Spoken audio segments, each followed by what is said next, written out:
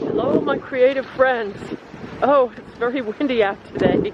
It's been cool in the northeast for this spring and coming into summer now. But I haven't posted a video in a while because I've been working on my studio. And we're going to have a grand reveal soon, I promise. I've been working for 3 years on this, more than 3 years. So you've been all waiting patiently for the final reveal, and it's coming. But today I would like to talk about sketchbooks. I was looking through my sketchbook the other day, and I said, you know, there's been a lot of talk about working sketchbooks. And how is that different from a regular sketchbook? I'd like to go over that with you and show you my working sketchbook and maybe give you some ideas for your creative sketchbook.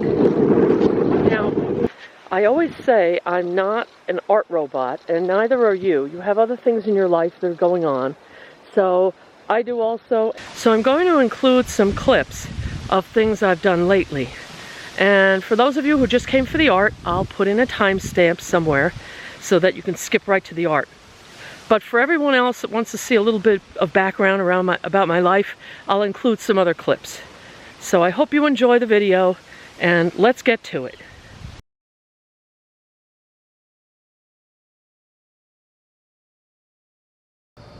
Well, here I am at the garden center, and I'm just going to take a quick pan through because I don't really know I'm filming.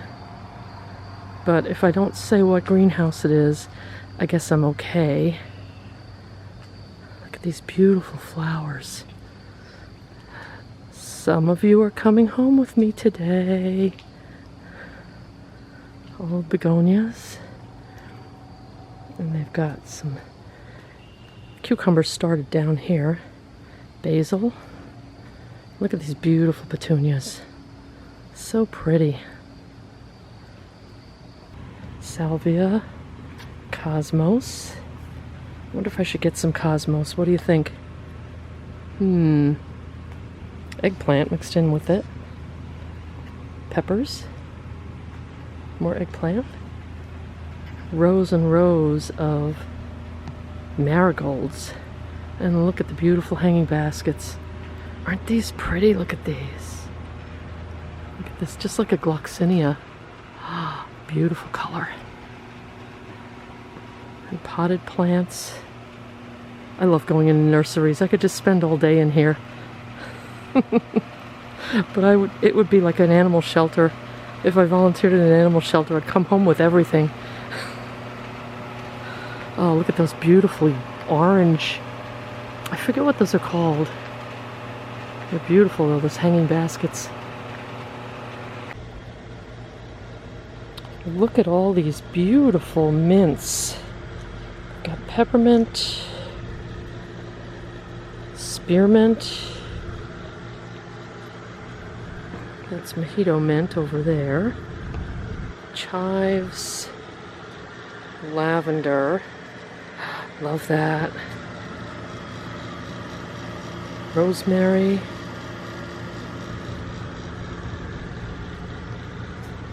And all the tomatoes. Look at those tomatoes. Ooh.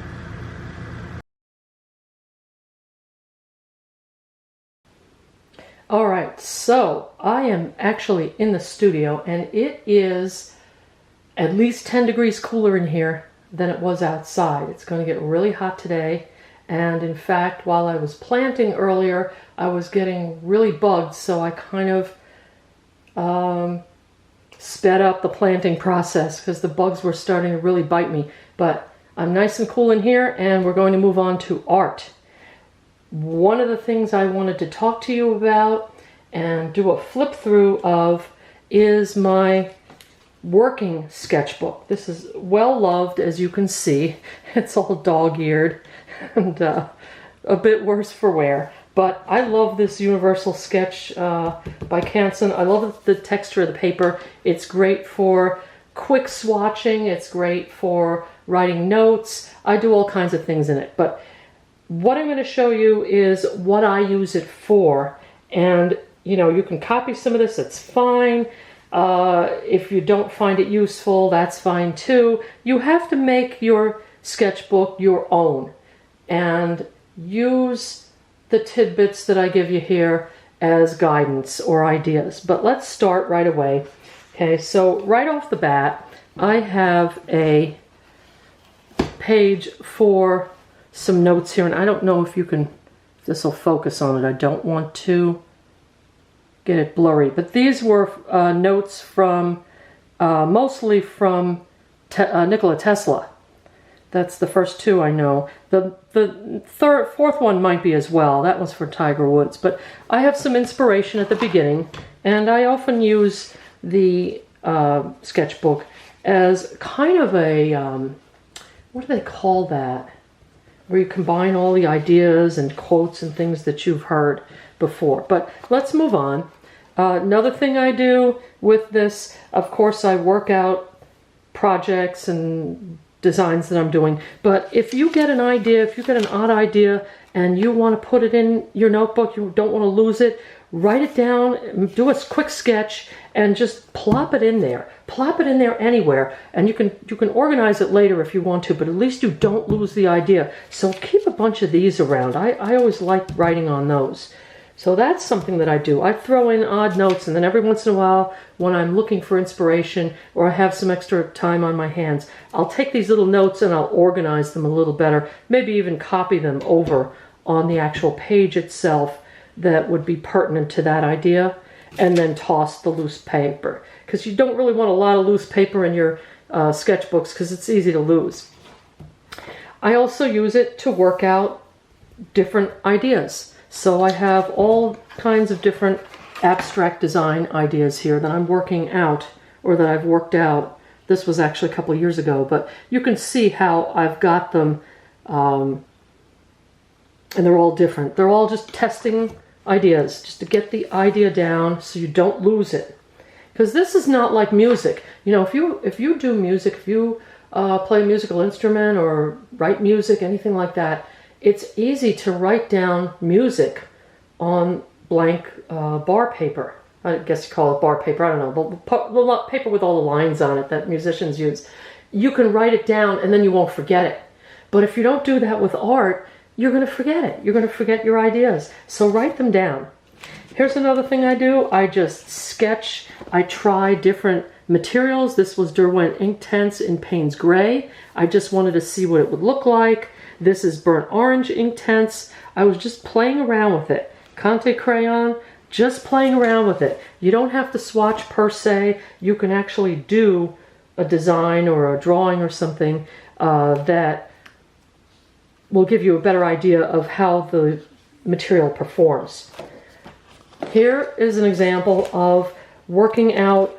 I have the design. I'm working out the color scheme, the gradation, the variation, the shading, the different colors I might use. So you can work out projects on your sketchbook. Here's another thing I use it for. I use it for prototypes for finished drawings. Now this one, I'll let you read a little bit of this if you're interested. I made a note on here that this was taken from a drawing on the cover of a book. So I have to change the structure around to avoid copyright issues, because you don't want to copy something basically word for word. You don't want to do that. But I've added some notes on here. So I'm noting that if I want to make it dilapidated, I want to put broken porch railings. I want to add a broken window or some roof shingles that might be worn or gone. I wanted to add another turret to here to make it interesting, so I would have a balance on the final house that I drew. But just different notes that you can make on a finished painting. It doesn't have to be a sketch of your ideas. It can be words that relay your ideas. I also use it for warm-up. Here's some warm-up ideas. I just kind of wanted to get my hand working in the morning. It never wants to write the lines I want to draw the lines I want to draw, so I try to do a little bit of this. This was blind contour drawing. So, you know, I played around with drawing my hand, blind contour of my hand. Of course, it didn't come out very well, and they never do, but it helps you with observation. So I use it for that. I use it for practice. Here's a section that I have blocked off. I don't know if you can see it in the light. I've blocked it off. This is for, these are 2.5 by 3.5 inch squares, or rectangles. They are scaled to 5 by 7. So they can scale up to 5 by 7 pieces, 5 inch by 7 inch. And I will get a proper relationship when I blow it up to the 5 by 7 size. So whenever I want to do something small and I want to work it out a little bit before I do it, see the composition or the colors or something, I've already pre-made sheets like this. They're throughout the sketchbook, but you can pre-make sheets to scale of the size that you normally use, and that will save you a lot of time later when you have an idea and you want to get it down. Then later on you can just expand it to the proper scale. Here's just some silly doodles I did. Just had some extra time. You know, that's what a sketchbook is for. It's for playing around. More doodles, more embarrassing doodles. You know, all kinds of things. Who knows what's going on in my head. I worked on I have a video out, and I was working on the prototype for the borders of it. It is, and the idea of it. It is, I'll link it up above if I remember. It's a video on, I can't remember what the heck it's called. I'll link it up above, and you can watch it if you want to. But that was the prototype for it. I worked it out here. Then I have pages for technique and reference, and you can read some of these. But I'll always give credit to where I got them, where I got the ideas. And these are ideas that I can go back to. See, this is reference. I've got information on values. This is nice. Quickpress.com. It's free, and for warm-up sketching, you can choose hands, faces, etc. You can choose the time limit too. I believe that was relayed by the Unexpected Gypsy, Wendy. I can't remember her last name, but the Unexpected Gypsy has a channel, and I believe I got it from there. But this is a reference I've got. When I want to do something like that, I can say, where did I put that? What is that website called? And you go right to it here, if you can remember where you put it. But I have pages with techniques, and I have pages when color ideas hit me. Sometimes you're in a store, you're shopping, you look at a fabric, or you look at something, somebody has a painting on the wall in the doctor's office. You know, you'll look at color combinations and they'll strike you as, wow, I'd really like to try that. So I have a page of all these color ideas. I didn't have time to sit there and do them at the time, but I wrote them down. So things like palette colors, if I want to put sea green and orange and cadmium yellow deep, and I might add a pink to that. But just different ideas that you come up with when you're out and about. You don't want to lose them. I sometimes carry a small little notebook, one of those little, you know, those things they used to put school assignments on, and, you know, homework assignments. But I carry one of those with me, along with a pencil or a pen, and I jot down little things that I bring back to the sketchbook. Now, I'm always adding little things, so if there's something that pertains to a page, but I don't have any more space for it, I will jot it down, or, you know, on a quick note, and tape it in for later, so I have it with the right category. This is just a thing for sketchbook prompts. When you're stuck in your sketchbook, you don't know what to do, you want to draw, you have a half hour, you have an hour of precious art time. We know how precious art time is. So you don't want to waste time figuring out what to do and cleaning up and moving things around, and there's your time gone. Write down some ideas if you have. You know, if you have some ideas that hit you. I was playing with botanical forms, stretching the limits on botanicals. Some abstract shapes I was playing with. You never know when this kind of thing is going to inspire you later on when you're stuck for ideas. I have a thing for sources. So this is for like when I want to shop, when I want to go get some things for websites and places where I've found interesting items I might want to try. Basic swatching. Okay.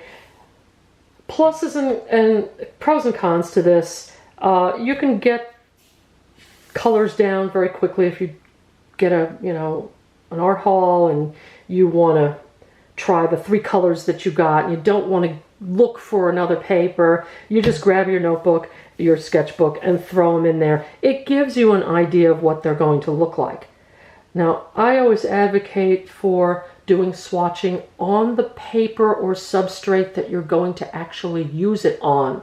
So if you're going to do a painting on canvas, get yourself a canvas board or an old canvas that you're not using anymore, that you don't want to use anymore. Swatch on that, because that's going to give you an idea, especially with canvas. You've got the texture working there.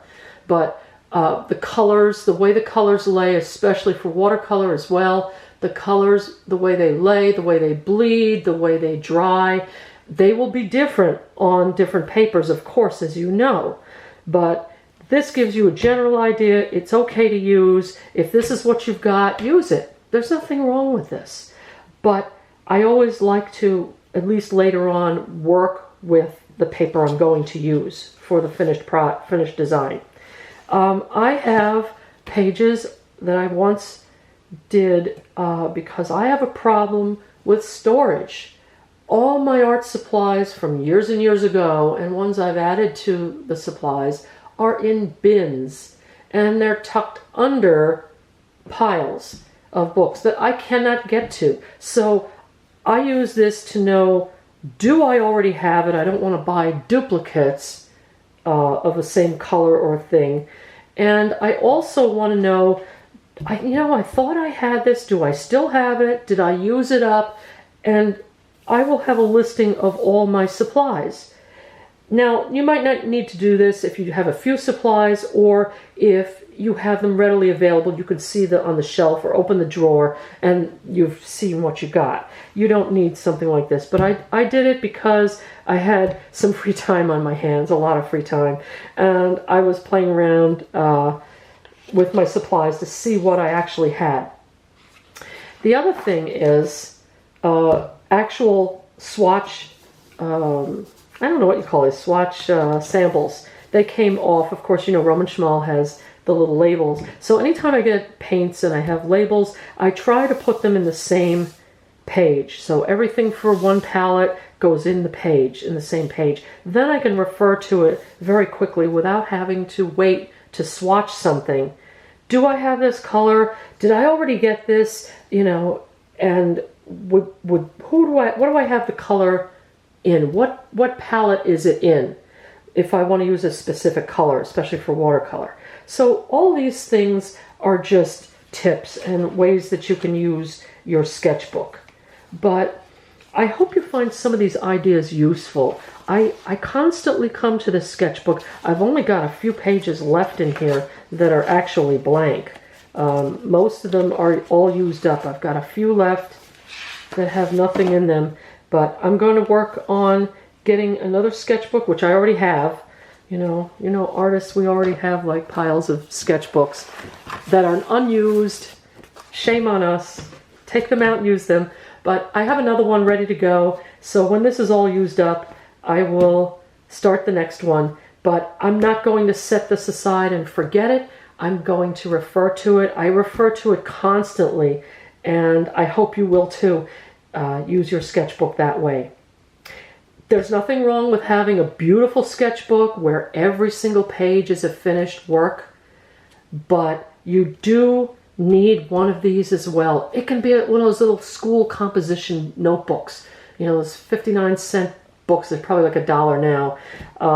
But those little ones with the black and white marbled cover on them, the hardcover, they're lined. It doesn't have to be a blank sketchbook. It can be a lined sketchbook. It can be a paper towel at a restaurant. You're at a restaurant, you have nothing, you have a pen to write on, grab a napkin, grab a paper towel, write on it there, bring it home, and get it in your sketchbook so you don't lose the idea. Well, I hope you felt this was a worthwhile video. I hope to bring you more actual art as my studio comes to completion. Yes, I should have done this years ago, built it 10 years ago I should have done it. I probably couldn't, I didn't have the money, but 10 years ago I should have done it, and then I would be able to be using it now. I'm pushing myself to finish it. I've got the final finishing touches to put on it, and I mean like painting the door frames, painting the window frames. I have to get some kind of flooring in here. I've got a few more steps to go, but I don't want to reveal the finished product until I am done. And then you'll have a walkthrough, a simple walkthrough of the work I've done on the studio. And then I plan to move some furniture in and finish off the studio. I already have things picked out. I'm very particular about what I want in here. So I want to pick all that stuff out myself. And I'm going to have fun doing that as well. I have some things already, but you'll see as it comes along and we finish it, we'll show you what it looks like, and hopefully you'll be surprised if you've followed along and watched me build this building. Oh my goodness, it was so hard.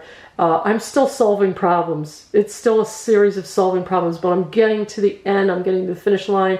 Yay for me. And thank you for watching today. Hit that like button if you like this video. If you are not subscribed, subscribe. If you've got this on your tablet, I think it has the button. If you've got it on your phone, hit the, what is that button that you hit that surges it forward? You know what I'm talking about. Hit that button too. That will push my videos to the front. I hope to have more frequent videos for you, but I don't want to just do videos if there's no fun in it for you. So I'm not just going to do a video because the week is up or the 2 weeks are up. I'll do something when I have something to show you.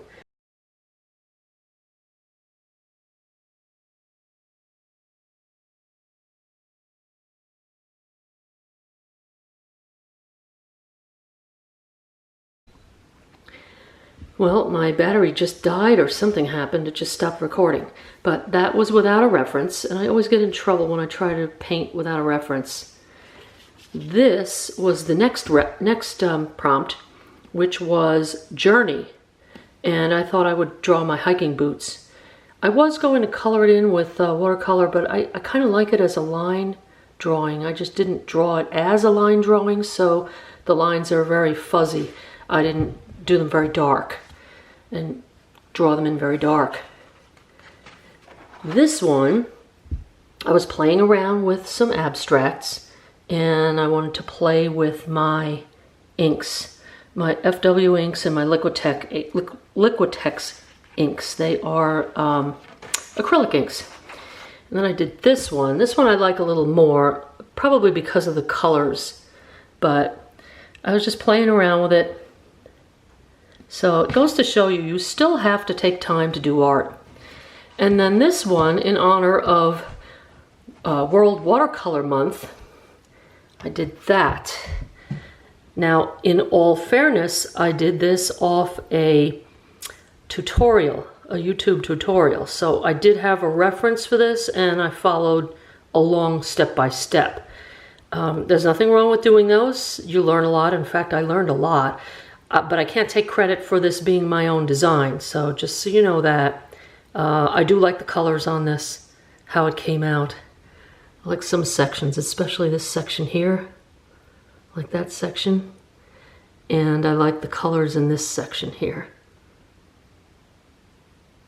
But I thought I'd just show you some of the things I've been working on to kind of give you some encouragement to keep creating. No matter what you're doing or when you think you don't have time, try to get some art in.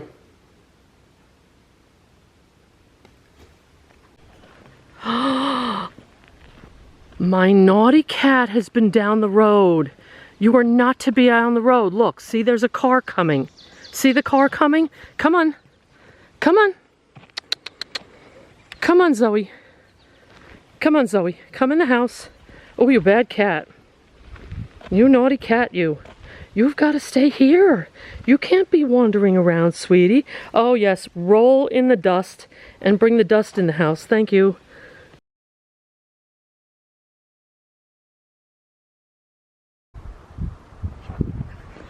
Over here, I got a 6-pack of parsley. This is curled parsley. So that's nice. This, you don't have to worry about. It's just, it got, I guess it got burnt. It had, either got frost or, I don't know, they put it by the heater or something. Who knows? Too close to the heater. Also got some basil. It's a 6-pack of basil. They look a little bit chlorotic. They're a little yellow, but nothing a little fertilizer won't handle. And that's a nice size 6-pack there. They're ready to harvest too. I got some dill. Here's some dill. I got a 6-pack of dill. And of course I bought some of the marigolds. I love this orange color. It's so nice, especially in the setting sun. If you get the setting sun just right and you get that like pinkish tinge to it, that color is fantastic. But oh, I like all of them. So those are nice. I got those. Then I got a couple of tomatoes. My husband got a 6-pack of these already at a different nursery. This is Early Girl, but this one is a little further along. Farther along. It's already got flower buds on it, so that will be coming in first. Ooh, it's getting a little chilly already. It's only like 4:30 in the afternoon, but it's cold. And this is a Sweet 100. It's kind of a nice size plant. It's 4-inch pot. That one is flopping around. That one's got flowers on it too. You can see the flower buds there. So that's going to be promising for some tomatoes soon. I did pick up a dahlia. My husband likes dahlias. So I picked up a dahlia. Look at that pretty color. Isn't that a pretty color? Pretty pink. And it's a nice looking plant. It's got several branches on it there. So that'll make a few nice flowers after a while. I did pick up 2 of these rosemary. They did have the lavender. Ooh, but I can't grow lavender up here. It gets any kind of rain on it and it just rots, so I don't even try. But I picked up 2 rosemaries there. I did pick up a spearmint. This one is a spearmint. Now I have a mojito mint growing in the greenhouse, which I can show you in a little bit if you want. This is nice. It's already spreading. But look at that root system on it. Ooh. I might have to cut it out of the pot. It's so vigorous. But that I'll pot it up. I will pot up and it will last all summer long on the patio, on the porch here. And this is a lantana. The buds are pink, and as they open, they're orange, as you can see there. You can hear the hummingbird. Look at the hummingbird. Oh. Right on the porch. Huh. But the lantana, I thought I would try it. I don't know how hardy it is. I don't know what it will do in a flower pot on the porch, but I thought I would try it. So I have a nice assortment here, and I thought you would like to see what I got at the nursery. Did I go a little overboard? Yes, a little bit. But you know what? It's gray and white all winter long. I would like some color. I like to enjoy myself in the summer and garden and sit down and enjoy the bright color. So I don't feel guilty about it. It's something I really enjoy. And you should do things that bring you joy too, even if they are a little expensive. Here's our lettuce now. We've been enjoying this and eating lettuce from it for a good month and a half. And it's really delicious. Now we've got tomatoes planted in between so that when the lettuce comes out, the tomatoes will be ready to cage and start producing for us. I've still got a table of some seeds that I've started, and I've got to plant those. It's a bit of a mess in here now because we've got things all over. Still have things to plant outside, but there's the garlic. And I have some leeks down there planted. And here's the tomatoes. Got a whole row of tomatoes going. Those are eating tomatoes and Roma tomato, like the Roma paste tomatoes to make sauce of. Got basil in between. And then over here we've got another row of lettuce and parsley interspersed between it. You can see, we have to weed, but you can see the cucumbers are starting to come up and they'll grow up the fence here. So we've got a space for them to grow up, and the dill over there is already going to flower.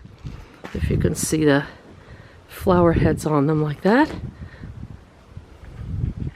And then cilantro's going to flower too. It does that when it gets hot, if it gets too hot or they mature. So we bought some mature plants and they're already going ahead. But that's okay. Just thought you'd want to see what the greenhouse looks like now. Don't mind the cardboard mess in the bottom. It helps keep the weeds down, is what it's for. But I'm really grateful that we do have the greenhouse up. I'm so grateful at this point. So I hope this was worthwhile. Thanks so much. Keep creating. And I will see you next time. Whenever that is, I will see you. Bye for now.